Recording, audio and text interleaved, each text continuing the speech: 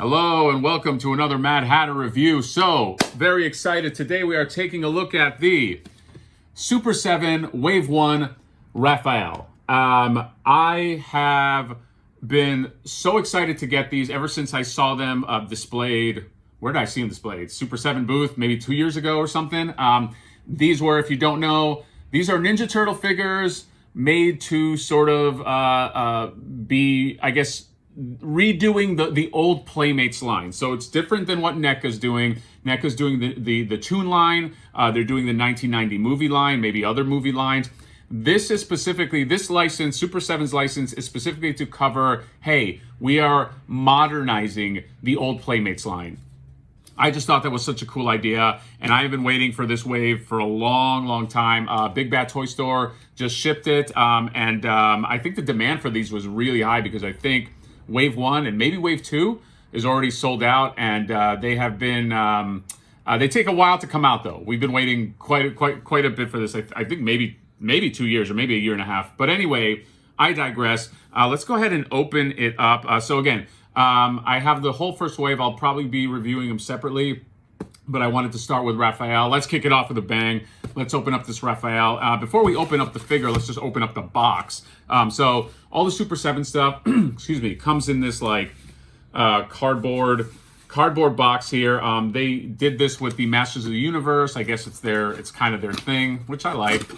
So you got this, and let's pop this sucker open. So the only other Super7 Ninja Turtle Ninja Turtle figure that I've reviewed is the Baxter Stockman, the glow-in-the-dark Baxter Stockman, and I was really, really happy with that. So I'm sure this will be more of the same. So Ninja Turtle packaging right here. You have the little sewer, the manhole cover with the Ninja Turtle on it, and then in the back you have this business. So let's take off the pesky plastic.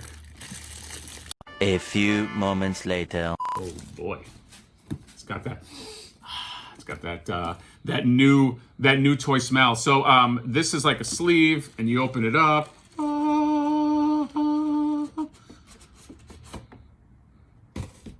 And there she is, the Super7 Raphael figure, highly coveted Super7 Raphael figure. It's got the little back. Raphael, the witty voice of the Turtles. Raphael is a hothead and the most opinionated. I wonder why I like him. Impulsive and restless Ninja Turtle, Raphael loves nothing more than to test himself in battle and trains for sheer enjoyment. He's usually the one to leap in action, and it's nearly impossible to get him to back down. So what a way to start off this line. My boy Raphael right here. Let's go ahead and open him up and see what we got. Okay, so without further ado, the Super7 Ultimate Raphael. So first initial thoughts, this is a quality figure. I mean, if you are a fan of the Playmates 1980s or 88 line, I mean, you're going to love this. So let's just go for Sculpt. So the Sculpt has some really, really nice detail on it. They definitely didn't cheap out. So you have, first off, the teeth. Now, you do have two heads. So we'll just kind of go through this head right here. So you have the teeth. Makes it look like the old figure. You have the white eyes. What I do like here is at the top, there's these wrinkle lines, which are a really, really nice touch. If we go to the back, obviously you got the bandana kind of flapping in the wind there. Then you get the chest. The chest is really, really nicely detailed. The leather belt has that sort of leathery texture on it, which is really cool. And so the pads, the elbow pads, the knee pads as well. And I think there's some veinage too. I see there's some vascularity as well. The neck has this texture on it. The shell is done really, really nice. I mean, these are super detailed figures. This is probably as detailed as you are going to get in terms of a Playmates era or trying to look like a Playmates era figure. I think they did a fantastic job. I even love how the belt is there flapping in the wind too, and then you have the R, and even the texture on the chest plate looks like he's got like a little bit of scarring right there, which is on purpose. So I'm really, really happy with this figure. Paint applications as well. The paint applications are great. There's a little bit of differentiation in terms of the muscles. Again, there's some more veins right there. The paint is clean. At first I thought there was some kind of business going on with the teeth, but the teeth are, upon closer inspection, it looks like it's just kind of like the shadowing. It might be a little dark there, but I mean, nothing that is that's bothersome. I'm really, really happy with these. I mean, and the accessories as well. Lots of good paint. We'll get into the accessories a little deeper, but the paint on this, like, take a look at this. This weapon here. I mean, the handle just has some really, really nice texturing. Here is the alternate face, so the alternate head. So while this is more of like a Playmate's head, this, I guess, is sort of a modernization of the Playmates head, I want to say. If you don't want to go for this Playmates look, I'm probably going to keep it on the Playmates look because it's kind of on brand. But, I mean, take a look at that. The paint's really clean. Again, you have those wrinkles that are really cool. And yeah, so let's get into articulation here. So you get the ball joint. He can look up. He can look down. He looks down okay. Then you have the shoulder ball joints. Now, this one is a little sticky, so I might heat that up. I don't want to mess with it too much.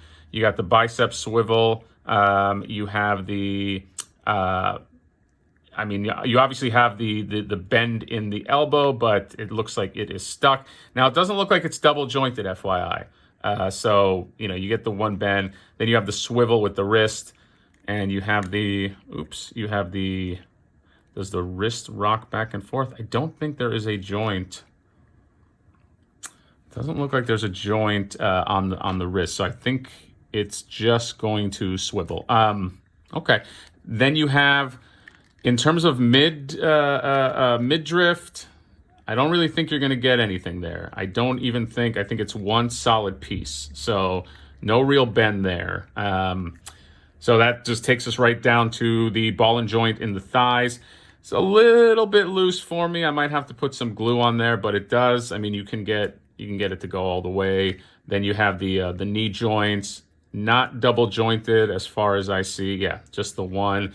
And then the ankle, you got the joint, and it rocks too, which is cool.